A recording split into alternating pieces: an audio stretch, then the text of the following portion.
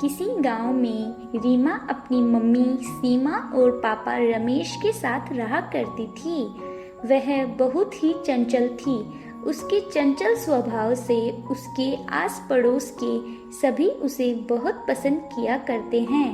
रीमा की 12वीं तक की पढ़ाई हो गई थी। रीमा अपनी माँ के पास गई और बोली, माँ, मेरी स्कूल की पढ़ाई पूरी हो गई है। अब मुझे कॉलेज जाना है, लेकिन हमारे गांव में कोई अच्छी कॉलेज नहीं है, इसलिए मुझे शहर जाना पड़ेगा। हाँ बेटा, मैं और तेरे पापा यही बात कर रहे थे कि तुझे कौन सी कॉलेज में एडमिशन दिलाया जाए। अगर तुम्हारी नज़र में कोई अच्छी कॉलेज हो तो मुझे बता दे। हाँ मम्मी, मेरे कुछ दोस्त एक कॉलेज में जा रहे हैं। वह कॉलेज बहुत बड़ा है और उसकी फीस थोड़ी ज़्यादा है, लेकिन पढ़ाई करने के लिए बहुत अच्छा कॉलेज है। मैं सोच रही थी कि कल आप और पापा मेरे साथ चलकर उस कॉलेज में मेरा एडमिशन करवा दें, ताकि मेरी पढ़ाई अच्छी चलने लगे। लेकिन एक प्रॉब्लम है मम्मी, मुझे हॉस्टल में रहना पड़ेगा। अरे मेरी लाडली बेटी, अब जो बच्चे बाहर पढ़ने जाते हैं उन्हें अपनी मम्मी पापा से तो दूर रहना ही पड़ता है। हाँ, मैं जानता हूँ कि थोड़ा बुरा लगता है, लेकिन आप पढ़ाई के लिए इतना सेक्रीफाइस तो कर ही सकते हो ना। और बेटा, तुम चिंता मत करो, हर छुट्टी में मैं और तुम्हारी मम्मी आएंगे ना तुम्हें अपने साथ घर ले जाने। छुट्टी पूरी हो जाने के बाद वापस चले जाना हॉस्टल। थोड़ा उदास थी, लेकिन उससे अपने आगे की पढ़ाई करनी थी, तो इस वजह से वह हॉस्टल में रहने के लिए मान जाती है। अगले दिन रीमा, सीमा और रमेश तीनों कॉलेज पहुंचते हैं। आइए, नमस्ते नमस्ते, बैठिए। जी, आपका कॉलेज पूरे शहर में बहुत ही अच्छा है, इसलिए मैं अपनी बेटी का एडमिशन इस कॉलेज में करवाना चाहता हूँ। रमेश जी, बिल्कुल, आप ज़रूरी डॉक्यूमेंट्स दे दीजिए। बेटा, अब तो तुम हम लोगों से दूर रहोगी, इसलिए यह फ़ोन लो। इस फ़ोन से हम लोग बात किया करेंगे और वीडियो कॉल भी करेंगे। तुम्हें हमारी कमी बिल्कुल महसूस नहीं होगी।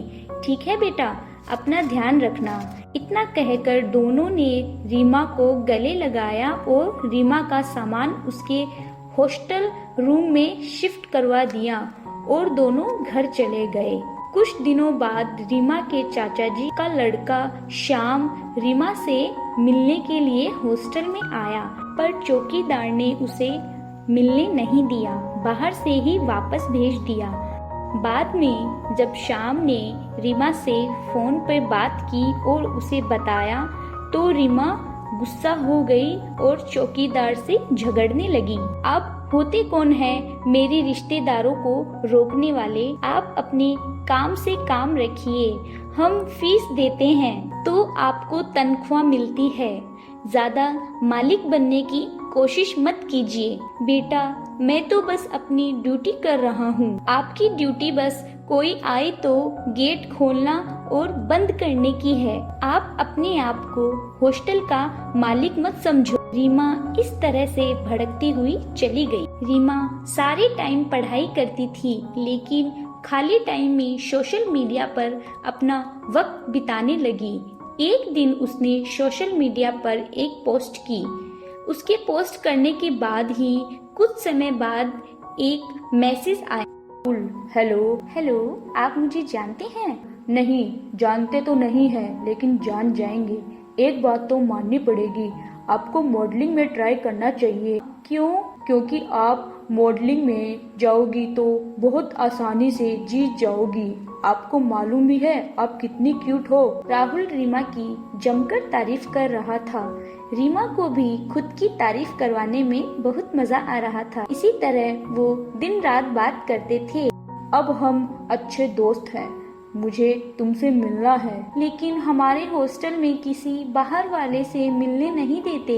एक काम करो, तुम कॉलेज के पीछे गार्डन है, वहाँ आ जाओ, मैं तुम्हें वहीं मिलता हूँ। ठीक है, मैं तुम्हें 10 मिनट में वहाँ मिलती हूँ, तुम भी वहाँ पहुँच जाओ। थोड़ी देर बाद रीमा गार्डन में पहुँच जाती है।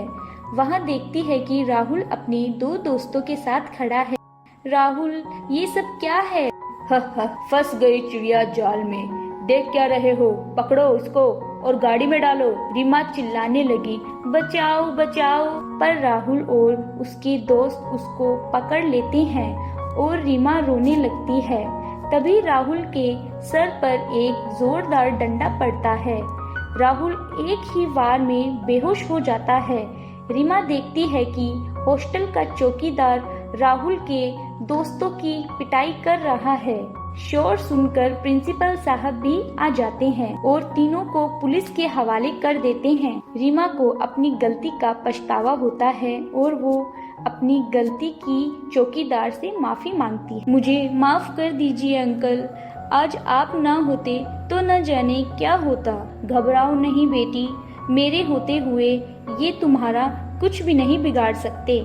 उसी समय रीमा के मम्मी पापा उससे मिलने वहीं आ जाते हैं। रीमा उन्हें सारी बात बताती है। उसके मम्मी पापा भी चौकीदार को शुक्रिया अदा करते हैं और अपनी बेटी को भी सुरक्षा के लिए बनाए गए नियमों का पालन करने का सीख देते हैं।